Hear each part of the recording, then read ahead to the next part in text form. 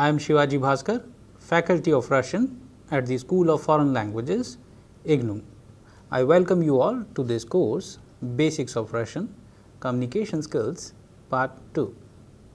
As you remember that in our previous modules, we have discussed about various text and dialogues. Through these various text and dialogues, we have been understanding the basics of Russian grammar and phonetics. And as a very good pedagogical tool, these text and dialogues have been used to make you understand the basics of Russian grammar, as well as our main focus is also on the conversational style of Russian. That is why we want our learners to pay attention to these different text and dialogues, so that they can understand the importance of different kinds of words, word combinations and expressions. In the previous module, we have discussed about a text titled "Телефон принадлежит женщинам", which means telephone belongs to the ladies. As you must have understood the text clearly with the help of English translation, you have also tried to answer the questions at the end of the text with the help of important sentences which we have underlined. Now, in this module, we shall try to understand the text once again and look at the various aspects of the Russian grammar, the case system and the rules of pronunciation. As you know that in Russian, it is very important to understand the very basic thing about the grammar, which is the Russian case system. That is why its analysis is very important. So, now let us pay attention to the text while I do the analysis. So, the title of the text is "Телефон принадлежит женщинам". So, the text starts with "Телефон", which means telephone, принадлежит from the verb принадлежать, лежит, which means belong, to belong, and then кому женщинам. So, belongs to whom? Belongs to the ladies. That is why it is in the dative case or the dachilny padyesh. So, as you know that the text has a conversation between friends regarding their day-to-day life and many other things which happens in the office. So, these are basically a situation based dialogue or a text where you find various expressions belonging to that particular conversation. So, the text begins with "Allo, здравствуйте".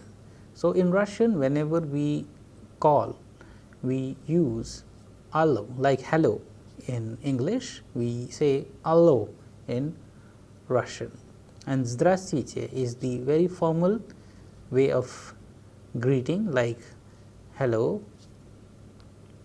So, здравствуйте is a formal greeting and здравствуй is an informal greeting. Извините, это Рита беспокоит вас. Нина дома? Извините means excuse me. Это Рита беспокоит вас. This is Rita disturbing you. Nina doма. Here you can pay attention to the intonation. If we in Russian having a question or an interrogative sentence, the pitch of the sound at the end rises. So, it makes it a question. Nina doма, then she is asking, is Nina at home? Then you can answer, da ana doma, yes she is at home. Da Nina doma, yes Nina is at home. Нет, Nina не дома. So, like this you can make different sentences depending upon the context. Then da ana doma, yes she is at home. Da ana doma, whenever we are using the affirmative action. So, when affirmative is there, we use the, which means yes, then we have a pause and complete the sentence. Da ana doma, yes she is at home. Но сейчас она принимает душ. No, we use in Russian to express the word but сейчас она right now she is priнимает душ. Принимать, to receive or to take. Принимать, to take dush. Dush means shower. In Russian also we use the verb принимать to take for taking medicine. Принимать лекарства. So, like this you can remember this important verb, and as a rule of the grammar you know how to conjugate these verbs. Подождите минуточку, я ее позову. Подождите. Подождать, подождить means to wait. Verb минуточку. Minut from the Russian word minuta, and when we say minutочку, little bit, it actually means я ее позову. I'll just call her. So, я ее позову. Нина, твоя подруга Рита спрашивает тебя по телефону. So, here you can see that we have used, since mother is asking Nina, твоя подруга, your friend. In Russian, for male friend we use the word друг, and for a female friend the word is подруга. And from the pronoun твоя, from ты, твоя подруга for женский род, for the feminine gender, твоя подруга Rita is the name of the caller. Спрашивает, asking. Спрашивать means to ask. So, you can see how we have conjugated the verb спрашивать. Тебя, кого? Спрашивать кого? That is why тебя. По телефону, on the phone. So, per, whenever we use the dative. Then скажи ей, мама, я сейчас подойду к телефону.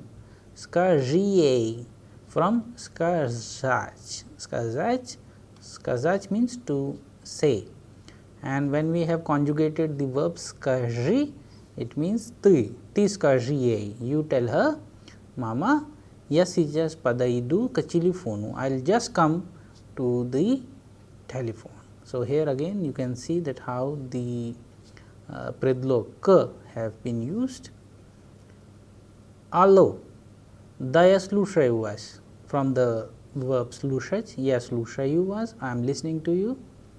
Рита подойдет через 2 минуты, вы можете ее подождать. Rita will come after 2 minutes. So, here you can see the expression через, which means after, and in Russian we also have после, which means after, but for a very shorter duration we use через, whereas for a bigger duration we use после.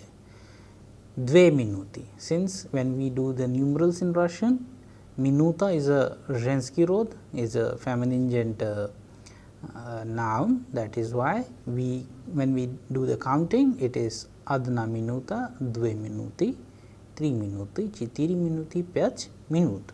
So, like this, please remember, whenever you do counting, pay attention to the ending of that particular noun and then decide whether it belongs to the masculine or the feminine, and then do the counting. Вы можете ее подождать?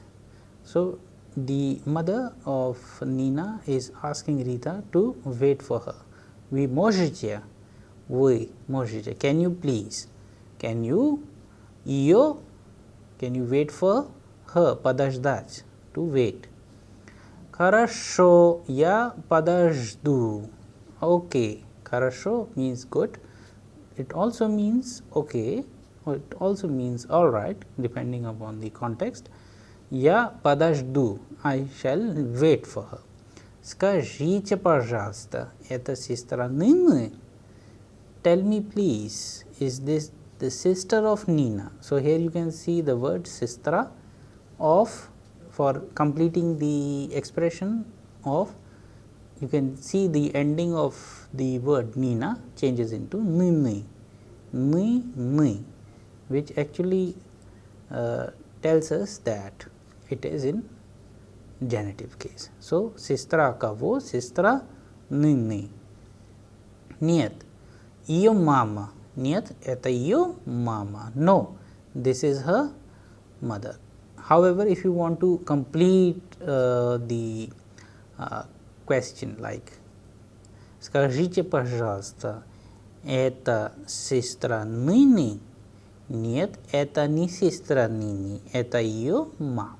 So, like this you can complete the sentence. However, in a conversational Russian, such long sentences are not required. Sometimes we try to use the very brief sentences, so that message is clearly delivered.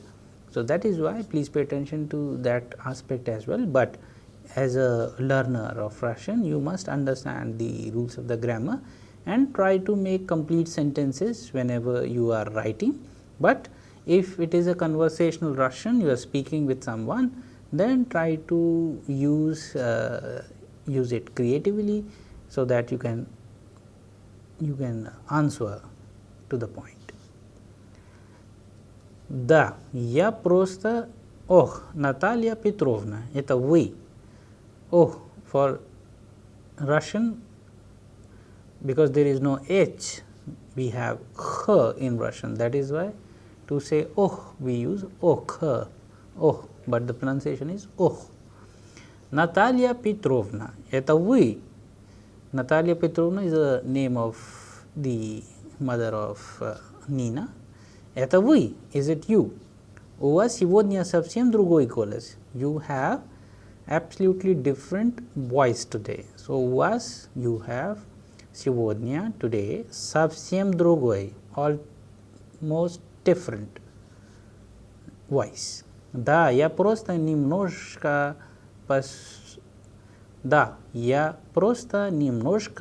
простудилась. Простудиться means to catch cold. Я просто немножко простудилась. So, you can see that how we have conjugated in the past tense form for она. Поэтому у меня сегодня глухой голос. That is why I have dull voice. Вы по субботам не работаете? So, now Rita is asking, вы по субботам, you on Saturdays don't work. Не работаете? Нет, по субботам и воскресеньям наша фирма не работает. Our firm or our company does not work on Saturdays and Sundays. So, like this, please pay attention to the construction of the sentences, how creatively it has been formed after using the negation нет. Нет, по субботам и воскресеньям наша фирма не работает. Значит, у вас 2 дня выходных. Значит means it means. У вас 2 дня выходных. You have 2 days holiday or break. Да, yes. Вам повезло. Вам повезло means you are lucky. Мы работаем 6 дней в неделю. In the earlier sentences you have seen 2 минуты, and here you can see 6 дней. As you know, the word day in Russian is день, masculine gender. So, whenever we count the days, it is 1 день, 2 дня, 3 дня, 4 дня, 5 дней, 6 дней.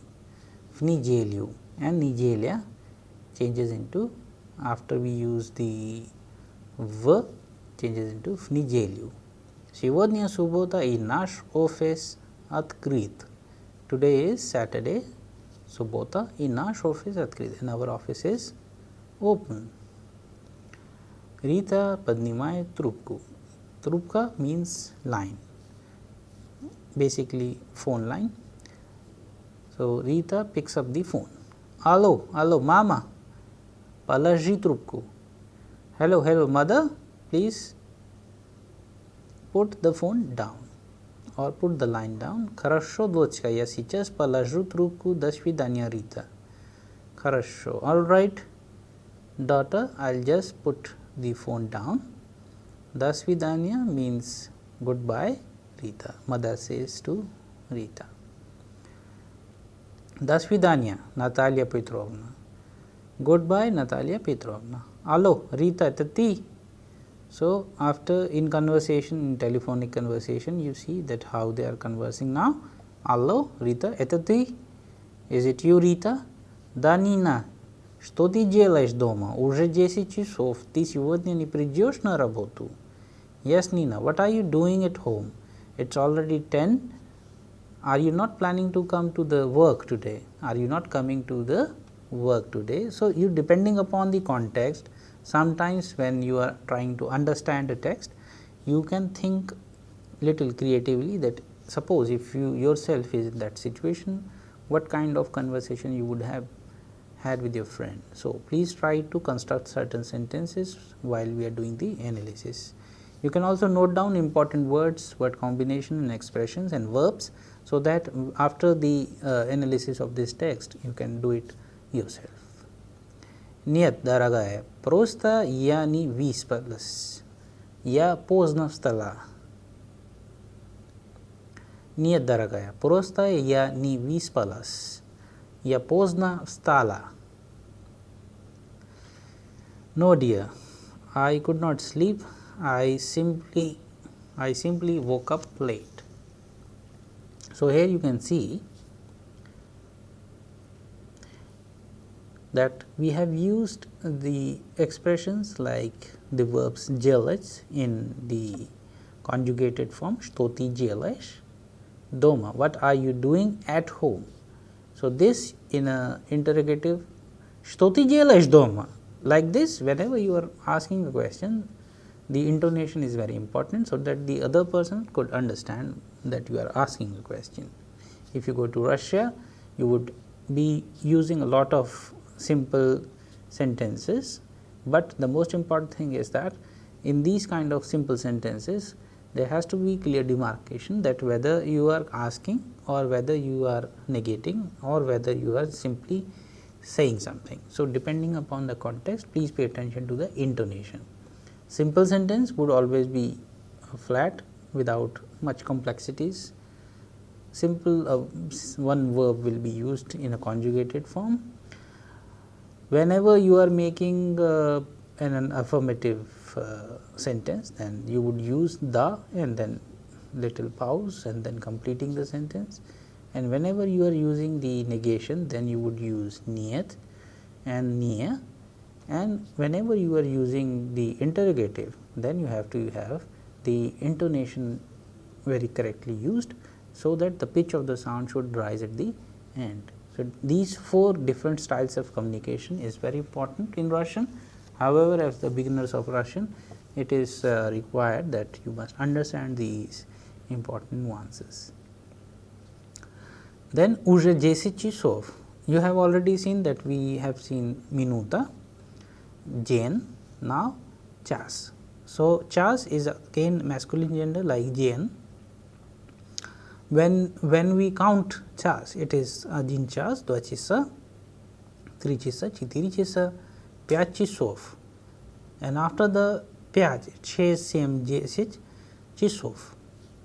So, depending upon that counting, you must understand that how to conjugate it. Передай директору, что я приду после обеда. So, here you can use a very important expression передать.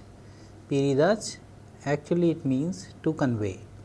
So, in Russian you can also use this expression very oftenly if you want to convey something through somebody. So, передай кому, dative case, that is why директор, which means director, converted into директору.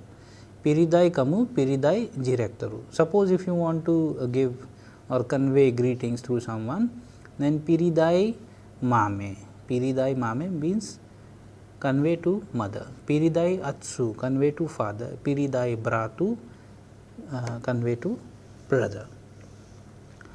Что я приду после обеда, that I will come after lunch. Передай директору, что я приду, from the verb перейти, to arrive. После обеда, after the lunch. So, обед changes into обеда after the usage of expression после. So, in genitive case, so you must remember this as well. Хорошо передам, я передам. So, the conjugation of передать is я передам, that is why хорошо я передам, but we haven't used the pronoun я. So, please remember how to use that in conversational Russian. Передам means I shall convey. Ты немножко отдохни, you have some rest. Немножко from ни, which means not, много, much, a little, which means you take rest a little. Отдохни from the verb отдыхать, отдохнуть, which means to take rest. Слушай, Rita, тот новый парень пришел вовремя. Listen to me, Rita, that new person. Parent means person, novi means new. So, here you can see the adjective novi means new, and for the noun parent. Prishol, arrived, from the verb ichi in past tense form is shol. For feminine gender it is shla, and for neuter it is shol. So, prishol, to arrive. Vovремя, did he arrive on time? Vovремя. So, like this you have to construct the sentence if you are asking in past tense. Конечно, он сидит напротив меня. So, when we talk about directions in Russian, прямо, in front of you, напротив, opposite to me, налево, on the left, направо, on the right. So, depending upon different directions, you have to use these, and after that меня, off. So, like this, please pay attention that how do we construct the sentences using the directions. И работает с бумагами, and working with what? With papers. So, here you have the construction of творительный падеж. Даже ни разу не поднял голову и не смотрел на меня. Here, whenever we use the expression ni razу, it is a very important expression that we must use the expression in negation. Ни разу не поднял голову и не посмотрел на меня. Ой, какой он симпатичный, но очень серьезный. So, here with the exclamation, ой, какой он, how sympatичный, how handsome. So, sympatичный is basically beautiful, but since we are using it for the male, so sympatичный, if we do the translation, so the standard translation would be handsome. Он, he is so handsome. Он какой он симпатичный. How handsome is he? No, очень серьезный, but very serious. So, these are the attributes of any person. So, you can remember these two attributes, sympatичный, серьезный. Suppose if we have a girl, sympatичная and серьезная. So, like this, depending upon the gender, you can use these two words. No, я не люблю таких, but I don't love such. Мне нравится веселее и разговорчивее мужчины. Разговорчивее, веселее. So, these two again are very important attributes. Веселее, cheerful, happy. Разговорчивее means talkative, who talks a lot. So, like these two attributes of the character of for any person, you can also remember these, note them down. А он очень скучный, and he is very boring. So, скучный, so this word скучный along with веселый, разговорчивый, симпатичный, серьезный, these are many different attributes for a person to reflect upon the character. So, please remember them. Да, я знаю, какой ты человек. Yes, I know what kind of person are you. Но мне очень нравится, какой у него серьезный вид. Серьезный вид means serious look or attitude. Какие у него грустные глаза. How sad eyes he has. How sad eyes he have. Какой он симпатичный. Я всю ночь думала о нем. So думать о чем, о ком? Думать. So in the past tense form, if for a feminine gender we want to conjugate, then it would be она думала.